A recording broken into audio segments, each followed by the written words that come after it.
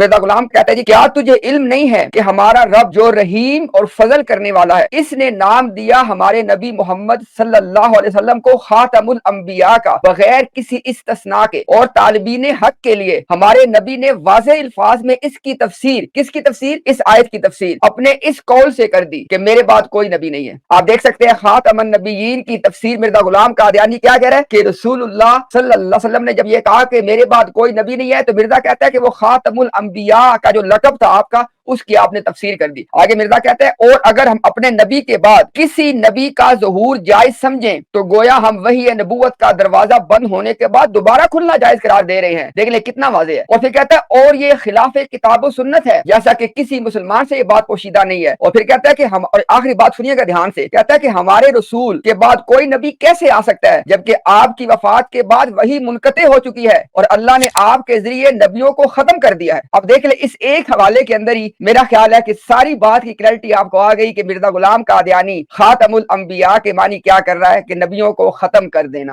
اے مسلمانوں کی ذریت کہلانے والوں، دشمن قرآن نہ بنو اور خاتم النبیین کے بعد وحی نبوت کا نیا سلسلہ جاری نہ کرو، اس خدا سے شرم کرو جس کے سامنے حاضر کیے جاؤ گے۔ اب مجھے بتائیں یہاں پہ کیا بات واضح نہیں ہے؟ یعنی آپ صلی اللہ علیہ وسلم کے بعد وحی نبوت کو جاری کرنا، یعنی کسی نبی کا آنا تسلیم کرنا، یہ کیا چیز ہے؟ یہ قرآن کی دشمنی ہے۔ اور کہتا ہے کہ ایسے لوگوں کو خدا سے شرم آنی چاہیے، یہی شرم ہم مربیوں کو آج دلوانا چاہ رہے ہیں کہ شرم کرو۔ تو مرزا یہاں پہ کہہ رہا ہے کہ یہ میرے پہ جو وحی آئی ہے نا، کہہ رہا ہے اس وحی الہی میں میرا نام محمد رکھا گیا اور رسول بھی۔ میں نے حوالہ آپ کو اس لیے کوٹ کیا ہے کہ ابھی مرزا غلام قادیانی خاتم الانبیاء بننے جا رہا ہے، یعنی کوئی بحث نہیں ہے نبی آنے کی۔ مرزا کی ساری جنگ اس بات کے اوپر تھی کہ خاتم الانبیاء مجھے مانو، یہ بات سمجھے ذرا۔ لیکن بعد میں اس نے نبوت کا دعویٰ کیا، مطلقاً نبوت کا دعویٰ کیا، اس نے کہا میں نبی ہوں، رسول اللہ محمد ہونے کا دعویٰ کیا اس نے صلی اللہ علیہ وسلم۔ ڈائریکٹ کانٹرڈکشنز ہیں، تو یہاں پر بھی کانٹرڈکشنز ہیں۔ آپ دیکھ لیں، پہلے مرزا کہہ رہا ہے کہ اللہ کے نبی کے بعد، محمد کے بعد کوئی رسول کوئی نبی نہیں ہے، یہ قرآن کی دشمنی ہے۔ پھر بعد میں خود محمد رسول اللہ ہونے کا دعویٰ کر رہا ہے، پھر خود نبی ہونے کا دعویٰ کر رہا ہے، یہاں تک کہ رسول ہونے کا دعویٰ کر رہا ہے۔ تو یہ مرزا کا دھوکہ تھا، اس کا دجل تھا، اس کا فریب تھا، جو اللہ نے الحمدللہ ایکسپوز کر دیا۔